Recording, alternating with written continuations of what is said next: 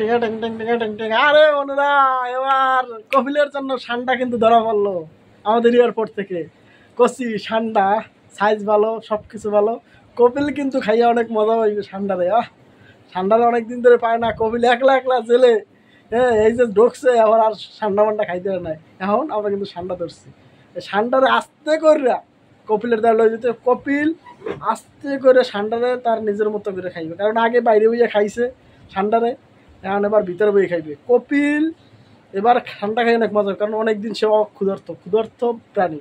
কারণ সে ওই 5ই আগস্টের পর আপা যাওয়ানোর পর আর সে ঠান্ডা চয়ে দেয় নাই। এবার ঠান্ডা খাইবে, জৈবন শক্তি আরো বাড়াই লইবে। আমাদের আমাদের ঠান্ডার কি অবস্থা?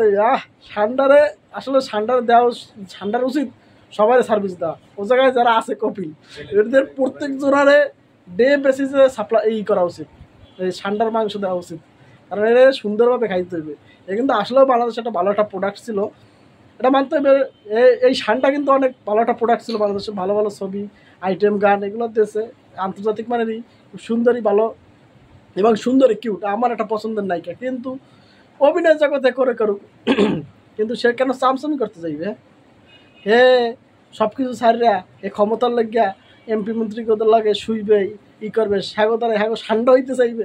এখন যেহেতু ধরছে ঠান্ডা হয়েছে যখন, তাই এগো ওই ঠান্ডার জায়গায় পাঠাই দেবো। ঠান্ডা ওদের ঠান্ডার মতো ইউজ করবে। কারণ ওই যে সৌদি আরবে দেখেন না, কপিলের ছেলের জন্য ঠান্ডা। তাই আমাদের পুলিশ বাহিনী একটা কাজ করছে।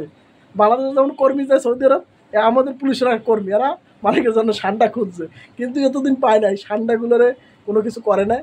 এই ঠান্ডাগুলো যখন পলাইতে যাওয়া হচ্ছে থাইল্যান্ডে, এই ঠান্ডারে ধরিয়া আস্তে করে আমরা ঢুকাই দিছি দিমু। এখন একটু মনে হয় জিজ্ঞাসাবাদ চলতেছে, পরবর্তীতে আমরা ঠান্ডারে জায়গা মতো পাঠাই দেবো তার কপিলের কাছে। কপিল সে জনি সিংসের মতো সেবা শুশ্রূ দেবে, এতে কোনো মাপ নাই। এবং সে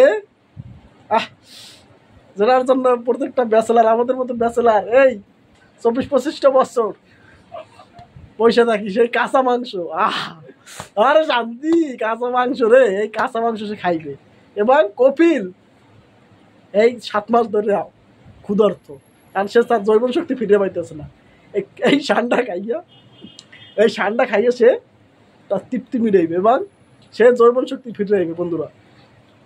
এবং এই ঠান্ডাকে ছাড়া যেন না যায়, বিচার আওতায় নাও। এবং আমার কথা হচ্ছে যাই, বাংলাদেশের শিল্পী সংস্কৃতি যারা কাজ করে তার রাজনীতি কেন যাবে? তাদের কাজই হয়েছে যাইয়া বাংলাদেশে শিল্প সংস্কৃতি কীভাবে ডেভেলপমেন্ট করা যায়, আমরা আন্তর্জাতিক পরিমণ্ডলে কীভাবে কম্পিটিশনে যেতে পারি, সিনেমা ইটি থেকে এইদিকে না। তারা চামচামি সুদায় হয়েছে, এখন ঠান্ডা হইতে যায়। হ্যাঁ, মন্ত্রী মিনিস্টার ঠান্ডা হইতে যায়, যার ক্ষমতা 5 বছর, এবং গেলে 5 বছর পর কেউ হতো না। ঠান্ডা হইতে যাও মাগিরে দেশ, ঠান্ডা ভরিয়ে দেয় এবার এককালে, জয় বাংলা করবে।